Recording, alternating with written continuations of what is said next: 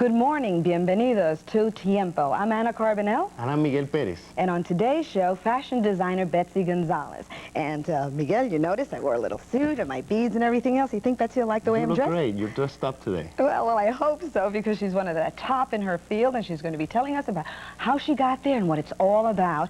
And from there, we're going to go on to speak to someone that... Can tell us about small minority businessmen and some advice for minority businessmen. I'm going to be talking to Hector Montes, who is the director of the Minority Business Development of the New York State Department of Commerce. That's a mouthful, but he's here, and we're going to be talking to him.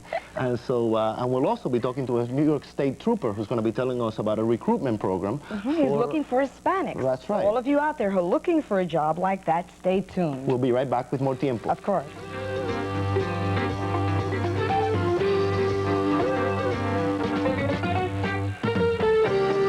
Here's what a morning show should be. Go, brother! Go! Share some laughs with Channel 7's AM friends as Regis and Cindy roll out the morning show.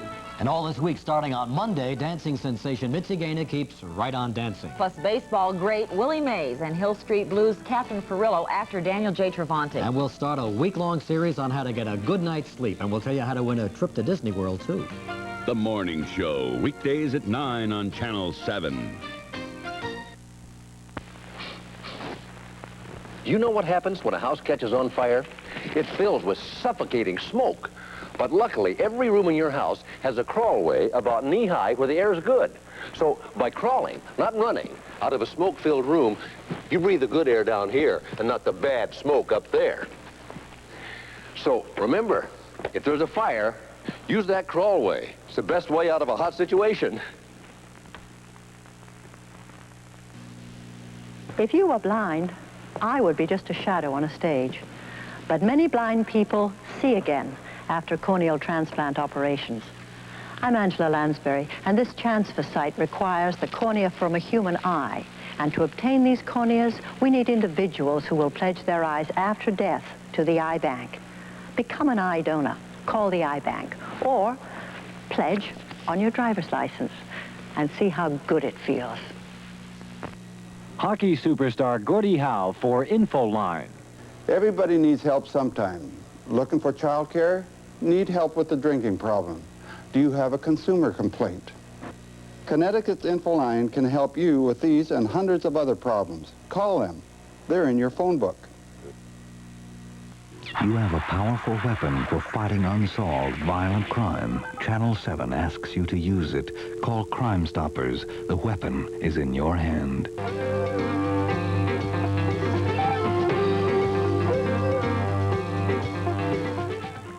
Betsy Gonzalez's name is a name you may not readily recognize, but let me tell you something. It's a name you've probably seen quite a bit of.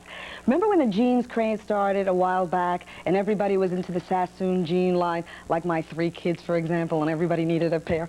Well, Betsy was instrumental in setting up that whole line, and from there she's been featured in major magazines and has done work for Brooke Shields, Catherine Deneuve, among others, and today she's with us, and welcome to our show, Betsy Gonzalez. Hello. Happy to be here. Oh, well, first of all, I want to ask you a little bit. You were born in Humacao, Puerto Rico. Yes. Now, do you think that the Hispanic influence has helped you in the designs that you produce? I think it has, because I think the idea of all my color sense comes from my background. And I also think that being in New York and being Latin gives you like another identity, sort of, because you're sort of both at once, you know? It does help. What type of fashions do you have? Describe a little of your fashions for us. Well, my fashions are always easy. They're colorful again. They complement the body, because I believe that a woman should be proud of being a woman. She shouldn't be, you know, hiding anything. Not that she has to be showing everything, but she does have to be proud of herself. And I like that. I like to be feminine and soft and classic, so everyone could wear it as well. With a touch of madness, maybe, to make it fun. Oh, that's good. But I also noticed that most of the times when I see designs that are made and the models who, you know, who show these designs, they're usually for tall, slender women, and I'm only 4'10". You're adorable. Thank you. But do you have styles for people like me? Oh, yes. Yeah, well, when you're classic, when you have a design that's classic and it's simple, anyone can wear it because it's just a matter of proportions. If you get the same straight skirt or circle skirt and you just wear it right below the knee, it could be any height. You could be 5'10", 5'2", 4'11", and you look wonderful. You know, 'cause Are you there set any it up. colors for shorter people, too? Well, usually, I don't like to go by rules. I don't mean to make this personal, but I'm really very interested. But usually, if you want to look longer, you become more simple. I mean, if you wear one color, usually you don't cut yourself up with many different colors and things like that. But I think it's more attitude. You can wear anything and get away with it. Oh, yeah, if you have that attitude, you have a lot of. If you're happy in what you're wearing and you're comfortable, you can get away with anything practically, even if you up for it too. Well, let's take a look at some of your fashions. I know that we have some video that we can do. All right. So why don't you tell us a little bit about that?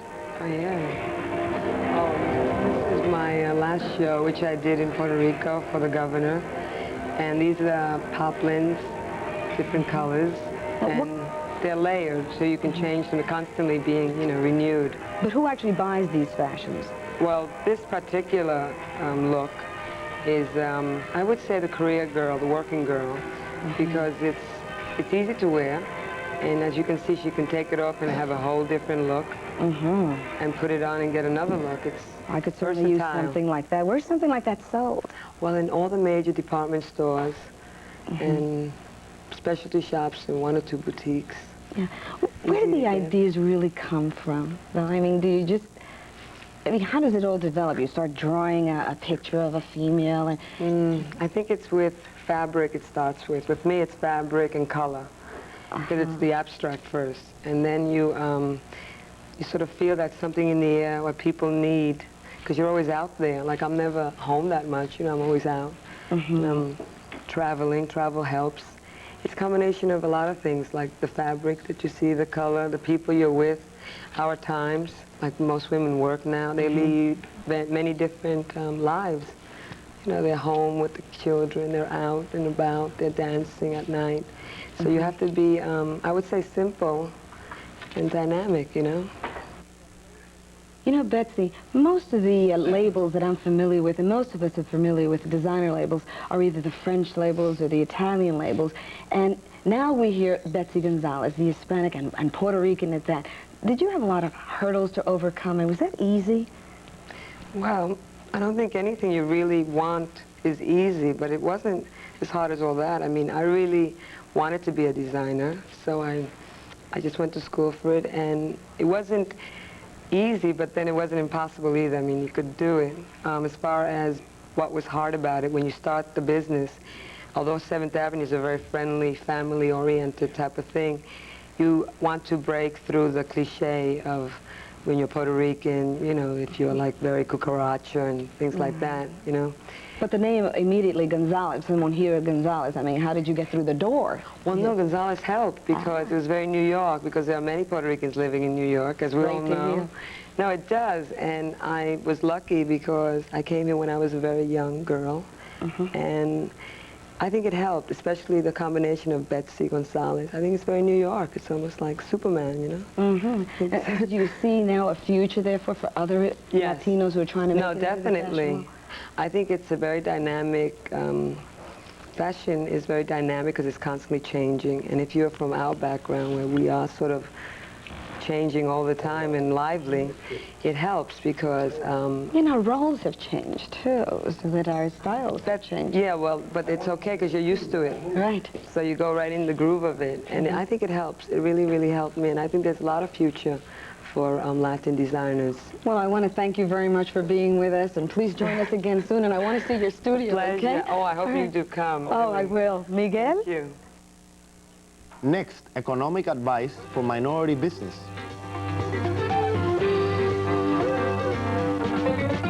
Do you have a can of Goya beans in the house? Oh, you could toss a really terrific salad tonight if you had a can of Goya beans in the house.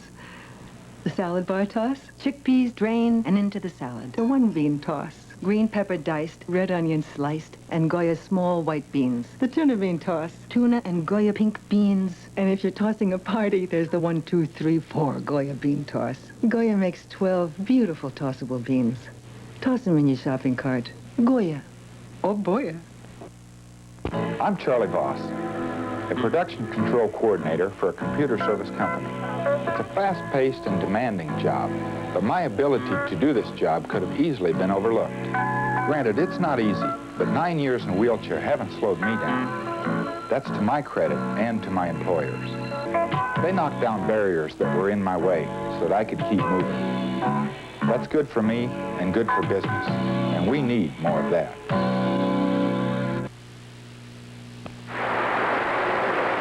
If you think the USO is a barrel of laughs, well, you're right. But after the laughs are over and the last song is sung, the USO is still there. Fighting loneliness with love, fighting fear with friendship, fighting the strangeness of moving every 2 years by being there. Support your USO, because life's toughest battles aren't always fought in the field. Thanks. I'm Arthur Ashe, National Campaign Chairman for the American Heart Association. I control the risks in my lifestyle that I had any control over, but it may have been the things I couldn't change, like family history, that led to my heart attack. So when I see people who are overweight, heavy smokers, people who never exercise and have no idea what their blood pressure is, it concerns me. The American Heart Association is trying to educate people like that, and I've joined them.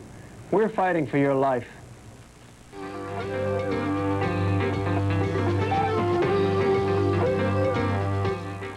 Small businesses have always been the cornerstone of the American economy, but nowadays the situation has become much more difficult for the small minority businessmen. And with us today we have Hector Juan Montes, the director of the Minority Business Development Division of the state. And welcome to Tiempo. Thank you very Glad much. to have you here. Thank you, Miguel. What are the services that are available from the division, and who is available for them? Well, I think it's important that you realize that the division has recently been created. It's only a year old right now. It was created by an executive order of the governor, and the division is broken up into 3 bureaus that provide services. My particular bureau is the Bureau of Minority Business Development Finance Services, and obviously I assist minority businesses in attempting to locate the funds that they need for their businesses. The other 2 bureaus, the Bureau of Development and Planning, assist businesses in the planning and in development of their individual firms, and the Bureau of Management and Technical Assistance basically assist in providing technical assistance. Our services are very well defined by the executive order, and they are to assist minorities, and minorities are defined as aliens or residents of the United States and citizens of the United States that are Black, Hispanic, Native American, or Asian American. How much response do you get from the Hispanic community to your agency? It's been picking up. About 2 months ago, we had a conference which we labeled the Bilingual Capital Formation Conference. As a result of that particular conference, we've had more inquiries, more requests from the Hispanic community. But one of the problems being working for a governmental agency is that we only provide services for those that demand them. Right. And our community is not a community that constantly demands services from us. It tends to not be aware of what's going on. And not only are they not aware, but they don't demand. And we need for the Hispanic community to begin to demand certain things from the government of the state. What areas do you find that the Hispanic businessman needs help in? What do they come to you most for? Almost every single business, not only Hispanics, but almost every single business, their first need, as they perceive it, is financing, money. Where can they get money to run their businesses? So they already have an idea of what kind of business they want to set up and that stuff. Right. But interestingly enough, once we do an analysis of their particular needs, we find out that it's not so much money, because money is not that difficult to find if you've got a good business and you've got a good idea. The problem is that they don't have the proper management skills, or they're not willing to set up the proper management team, which is another way of getting those management skills that you need. What kind of programs are available for them to pick up those skills? Well, our management and technical assistance area is assisting in that particular area. The Development and Planning Bureau also assists, and we're constantly communicating with minorities and trying to inform them that they cannot do everything in a small business. A small business is a very serious business, and they have to be willing to share those responsibilities with the proper type of bookkeepers and other types of personnel that they need.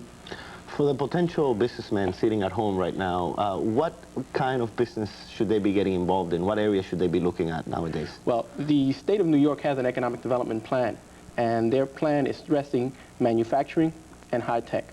But also in that plan is tourism. This is a growth industry in this particular state, yet we see that El Barrio is not being touted as the Chinatown All right, we have an opportunity there. El Barrio is an opportunity for us to use tourism as a means to enter the economic stream of this state. Also, agriculture is a growth industry in this state. If you go throughout the state, you see that there's an awful lot of farm land. We Hispanics, particularly Puerto Ricans, come from an agricultural economy, yet we're not using those skills that we learned in our own country, in this particular country. I think that those are opportunities that are being missed. For too long, we've put ourselves in the service sector. Service sector is fine, but we have to begin to own the factors of production. We have to begin to manufacture. The problem for agriculture, though, is that most of the Hispanics in the state are really concentrating in the city, are they? Interestingly enough, The second largest population of Hispanics are not in anywhere close to New York City. They're in Rochester, New York. Rochester, New York has a Hispanic population of 35,000. And we have Hispanics scattered throughout the state. Not only the concentration is here in New York City, there's no doubt about that, but there are other Hispanics throughout the state. Is the private sector, do you find the private sector willing to work with the minority, the small businessmen? The private sector has one motivation, and that motivation is to make money. If that small businessman, whether he be black, Hispanic, Native American, or Asian American, can show that private sector how they can make money, they're willing to work with you. And I think that that is the motivating feature, right? And it's the motivating factor. Money. Right, exactly. What happened at the conference? Tell me a little bit more about that conference. The conference we just recently had on March 24th was a conference on procurement. Procurement being the availability of a minority, of a small business, selling to the private sector and the governmental sector. The government of New York State, for example, has a $7 billion economy.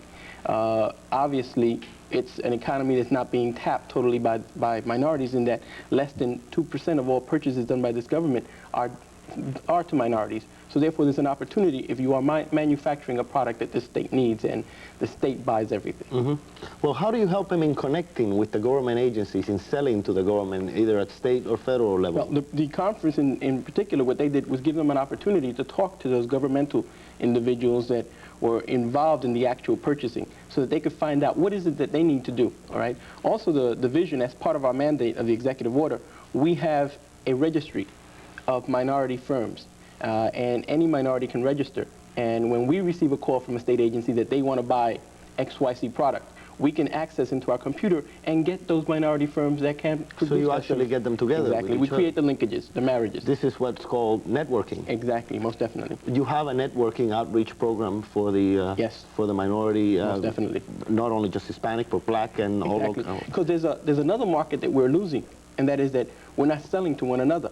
When you consider that the Hispanic population in the United States last year spent $60 billion, obviously, if that $60 billion was sold to us, ourselves, right, we'd be well off, all of us would. So there's an opportunity there to sell to one another. What is the potential of the role of the minority business for the state of New York? Where are we going? I think we and our present governor, Governor Cuomo, has seen that minority business has to be an integral part of the state.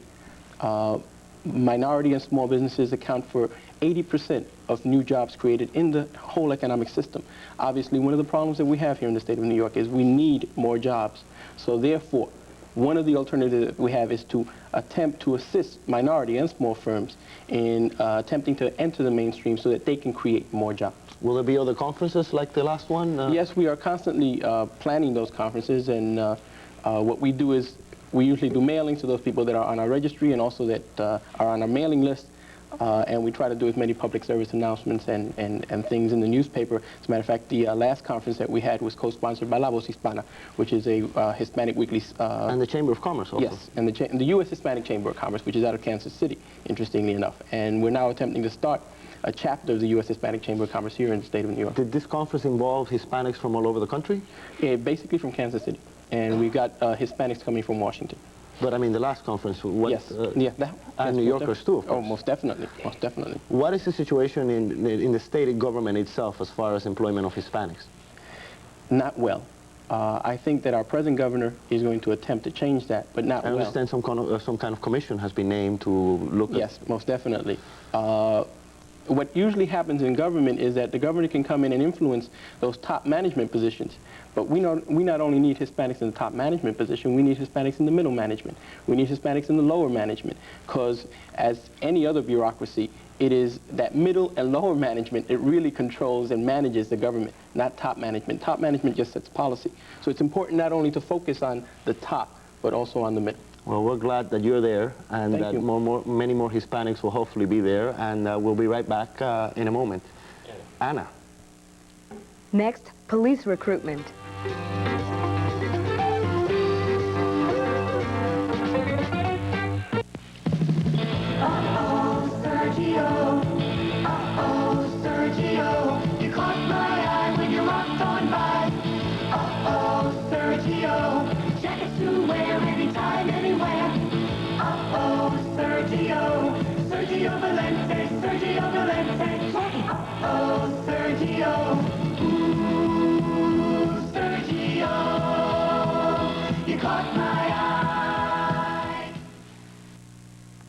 An invitation to crime.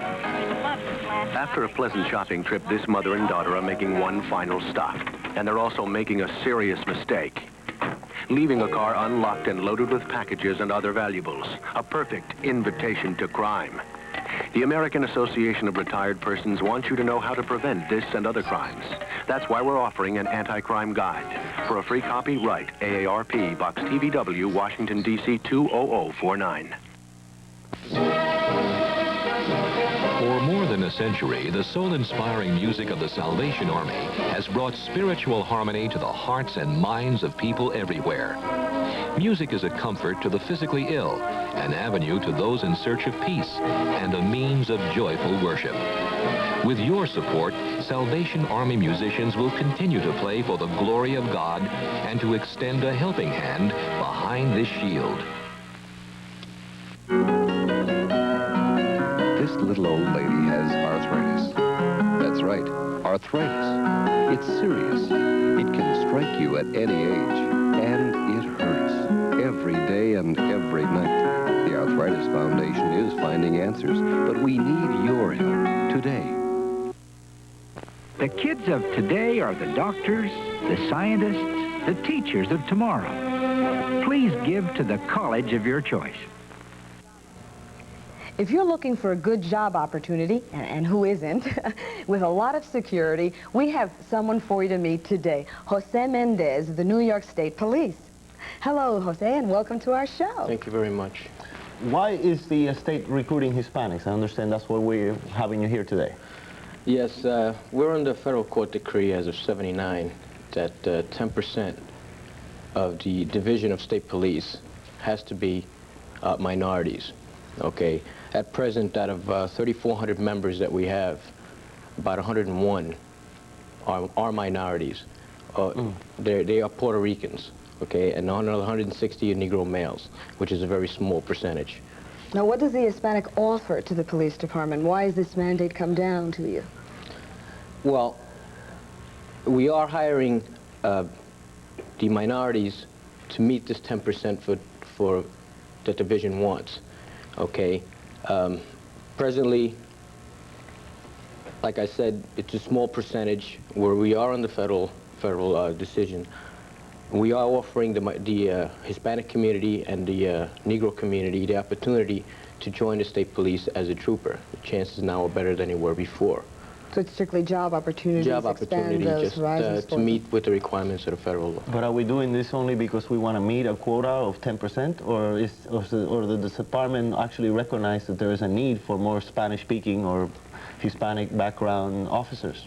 Well, it's a little of both, okay? There are certain times when patrolling, we as a police agency, the state police agency, patrol mostly out of New York City area. There are times when you're working down close to Lower Westchester County where you do meet up with persons during complaint or regular patrol that don't speak any English, and where a Puerto Rican trooper or Spanish-speaking trooper is helpful. Especially in an emergency situation, and you're looking for help and there's no one to turn to. What is the process of applying? How do they go about it, and what are the prerequisites? Okay, to apply, you can pick up an application at any state police installation throughout the state. We have an office down here in Manhattan, which is located at the 2 World Trade Center on the 58th floor, room 5802, where we have applications. Anyone can just come up, fill out an application. The test is May 14th. Cutoff date for the applications is April 22nd. All applications must be in before that date. So the deadline is April 22nd, is that what you're saying? Exactly, yes. Requirements are pretty much basic. You have to be a resident of New York State. You have to be a citizen of New York State. Have a high school diploma or an equivalency diploma or a GED.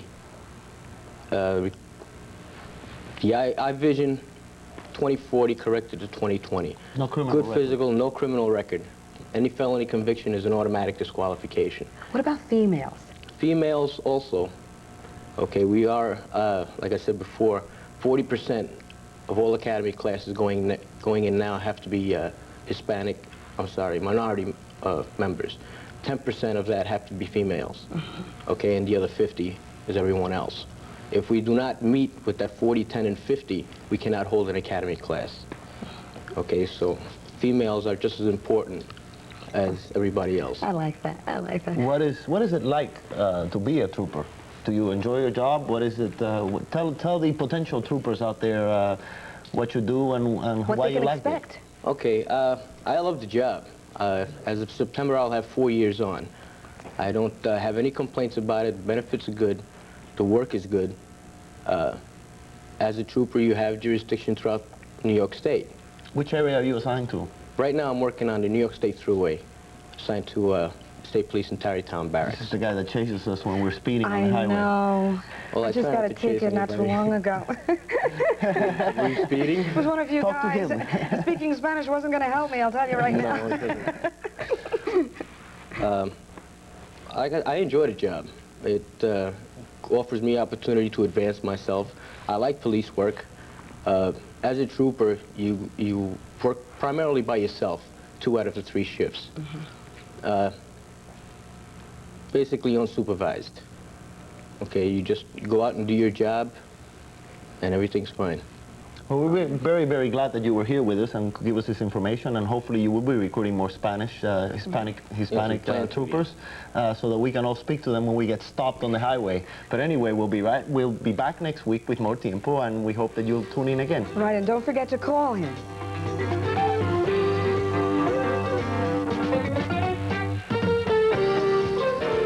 The Audelco Black Theatre Festival will be presenting a weekend of South African theater by the Zulu Theater Company next weekend at City College, 138th Street and Convent Avenue. For information, call Audelco at 212-534-8776.